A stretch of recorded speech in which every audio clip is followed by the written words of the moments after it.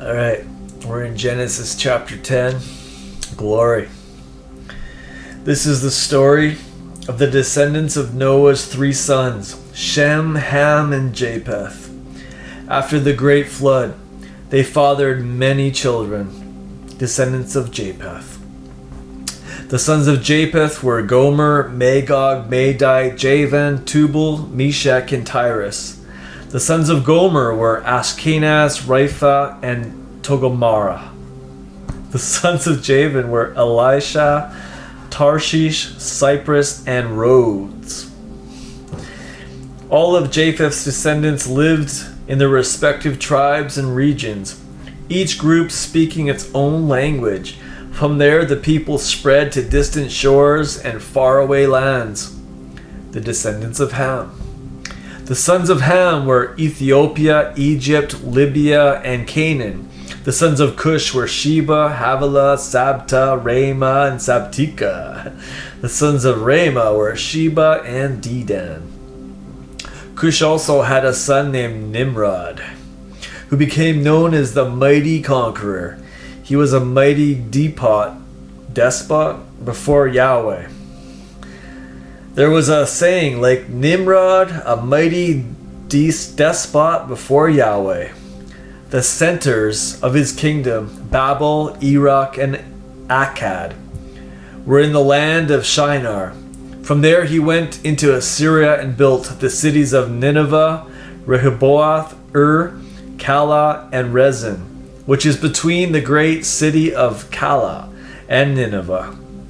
Egypt was the father of the Ludites, the Anamites, the Lehabites, the Naphtuhites, the Pathrusites, and the Casluhites, and the Caphtorites, the ancestors of the Philistines.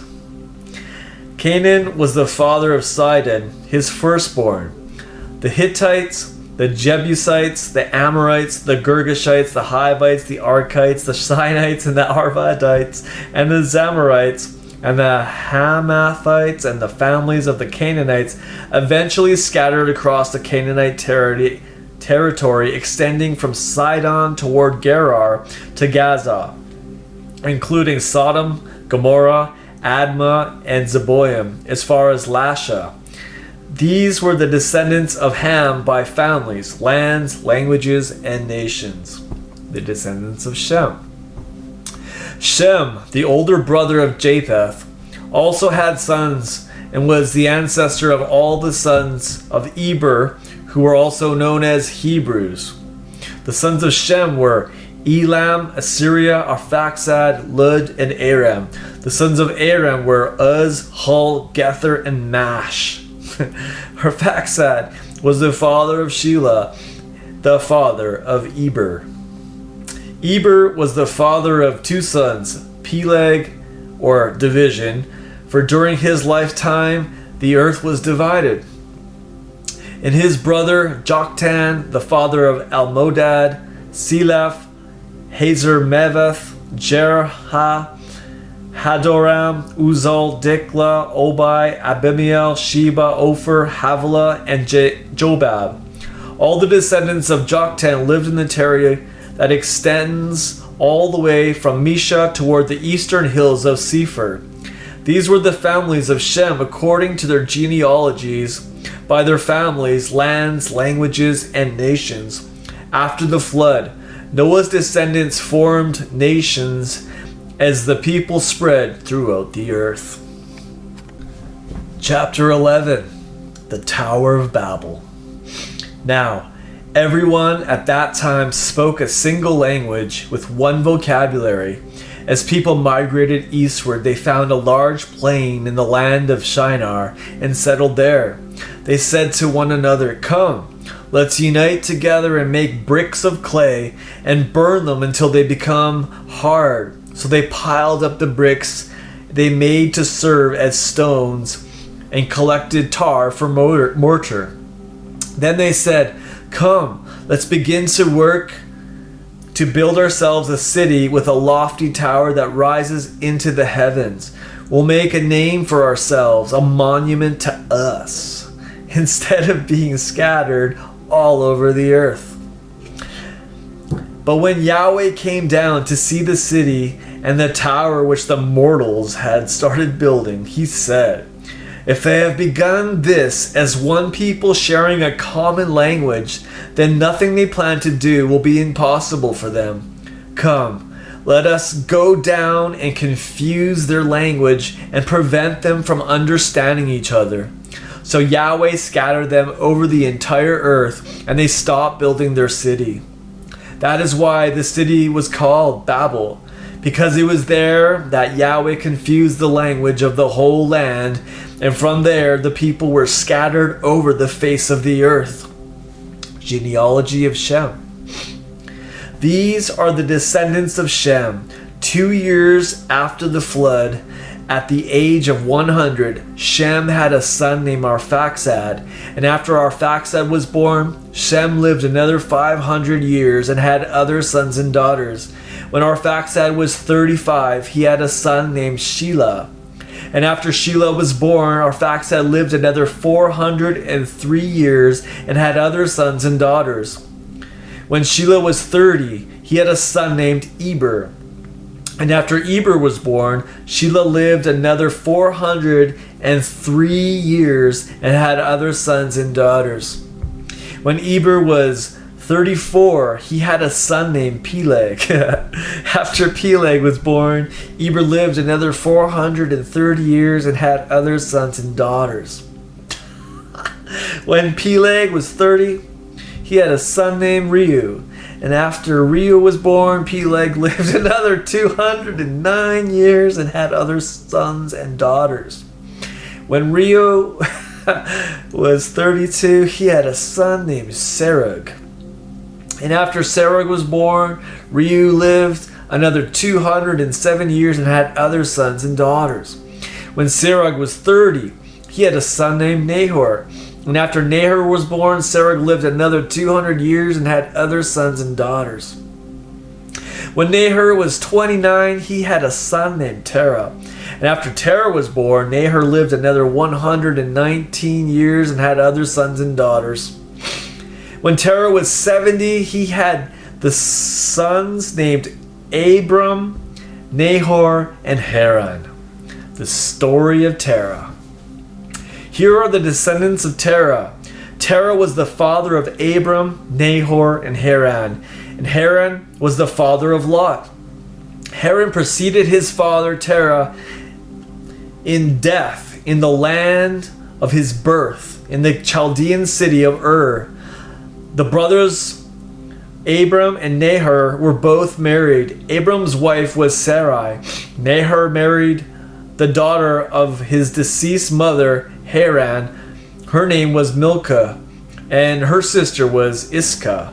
Now, Sarai was barren and childless.